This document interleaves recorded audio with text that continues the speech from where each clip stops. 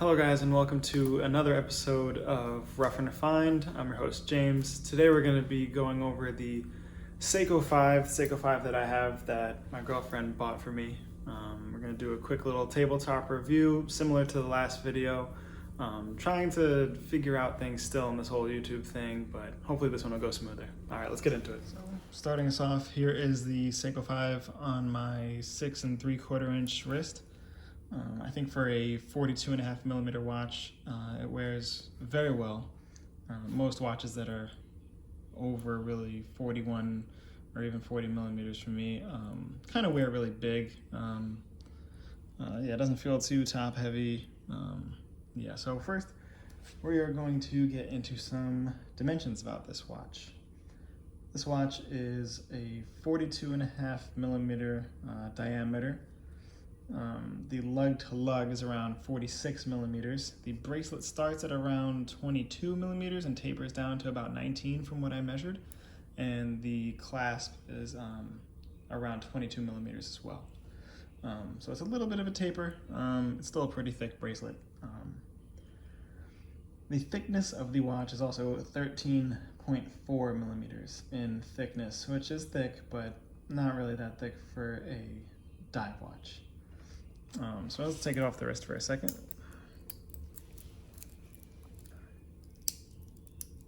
Obviously you can see this is all stainless steel. You have the day and date at 3 o'clock. This little window. You can see not too much branding on the dial. It just says Seiko with the Seiko 5 logo just under the word Seiko. And you can see it says automatic, and it says Japan movement. I think I'm there in the really small text that I can barely read. Yeah, that's their basic,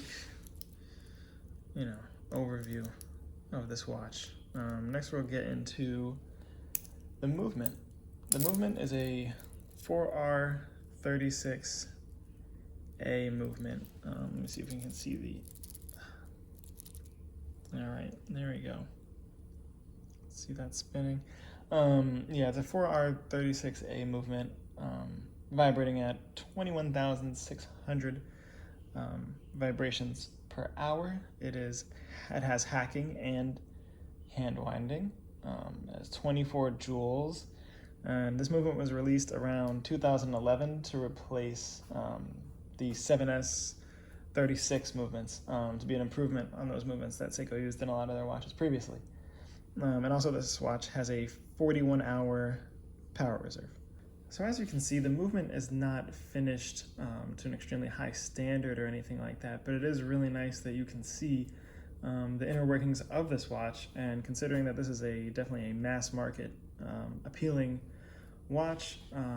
I know for me, since I got this as a gift from my girlfriend, it was incredible to see the inside of the watch and how it's working and everything like that, and seeing the heartbeat of the watch, seeing it tick away. So I really liked that I could see what was going on inside of the watch, because like I said, this is my first mechanical timepiece that I'd ever owned. So it was really interesting. I'd already watched hundreds of videos about watches online,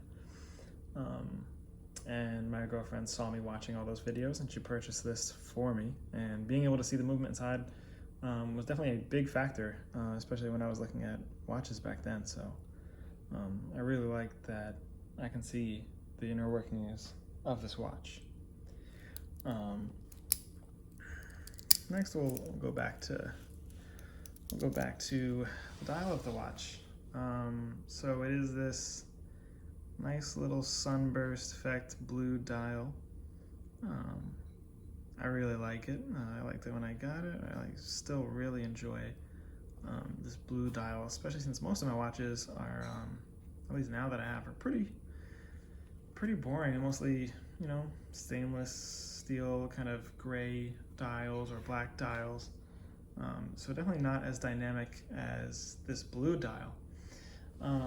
So this bezel, I don't know why, but for me it's always been pretty difficult to turn. As you can see, it's it's turning, but it's always been very difficult. I'll try to get the sound of this bezel on the camera.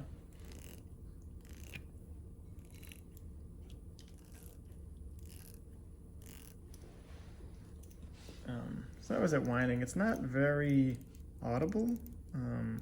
At least I never really, wasn't the most audible clicking out of some other watches that I've dealt with, but it gets the job done. And because it's so hard to turn, it makes it very, very difficult for it to get knocked out of place if you actually need to time something. And that's something that I definitely used this watch for. It'd just be like timing my commute.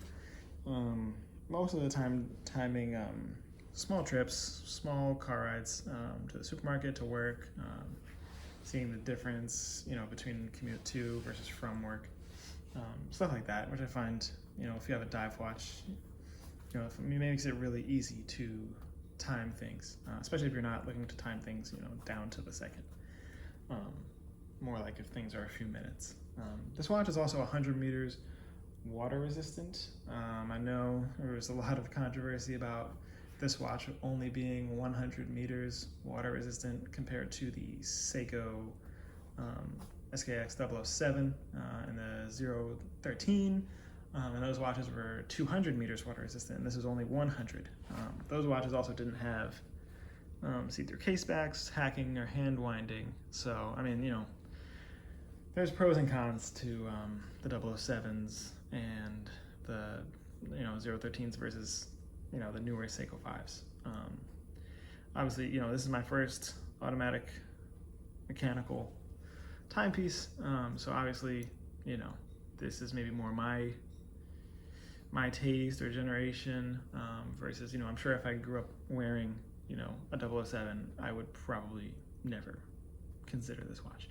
Because I know there's a lot of hate for this watch from the SKX community.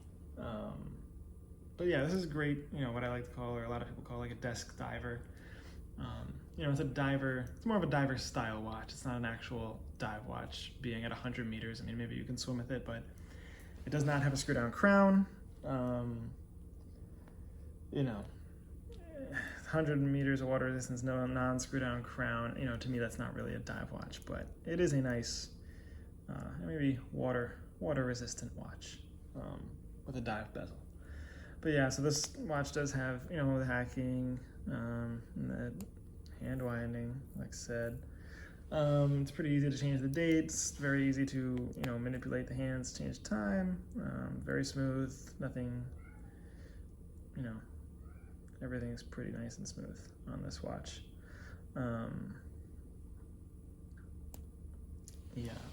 I've noticed that it was decently accurate when I wore it. This was my only watch when I had it, so that's why you can see it is, there's a decent amount of scratches on this watch, because this is really my daily watch.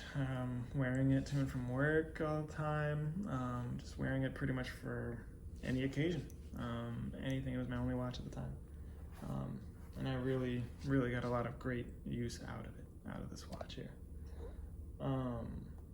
This watch also has great lume. I'll show you a lume shot at the end. My cat Cyrus is walking around. Hopefully he doesn't get too much into the video. But let's get back to the review. So the materials in this watch, at least for this glass you see here, this crystal on the dial, is a Hardlex crystal. That is a proprietary component that Seiko puts on a lot of their watches. It's equivalent to mineral crystal in terms of scratch. In terms of scratch resistance, it's very similar to mineral crystal, which I believe it is mineral crystal that you are looking through on the see-through case back. That should be mineral crystal back there. But on the front, it is Hardlex. Hardlex on the front.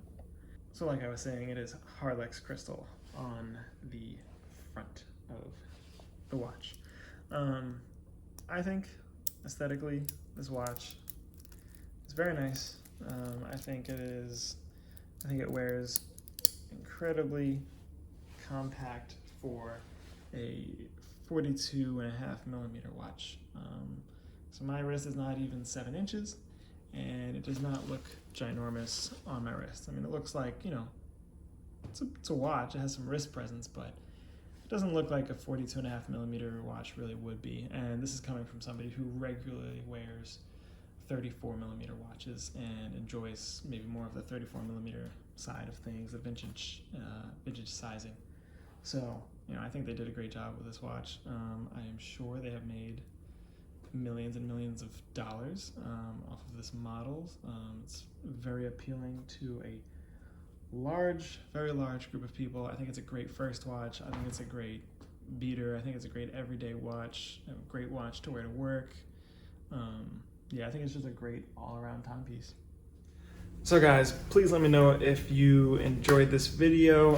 Let me know if you have a Seiko 5, which one you have maybe, or which Seiko you have. This is the only Seiko in my collection. I never got any other Seikos, but I know there's a huge community around Seiko watches and Orient watches, and generally this more Japanese, a few $100 to $1,000 price range watches. I have a huge community behind them. I'm not particularly, an expert on these types of watches, but this is what got me. This was at least the first, mechanical watch that I had, and I just wanted to share that with you guys. Please give me any advice, any kind of, maybe even watches you want to see or types of videos you want to see. I was planning on continuing with these kind of watch reviews on watches that I own and have owned for a little while now. But obviously, I'm going to run out of watches eventually, pretty soon. So any kind of topics you guys want me to talk about the watch industry as a consumer, because that's really all I can speak on. But any advice would be greatly appreciated. So please like, comment, and subscribe for more content like this. All right, see you guys.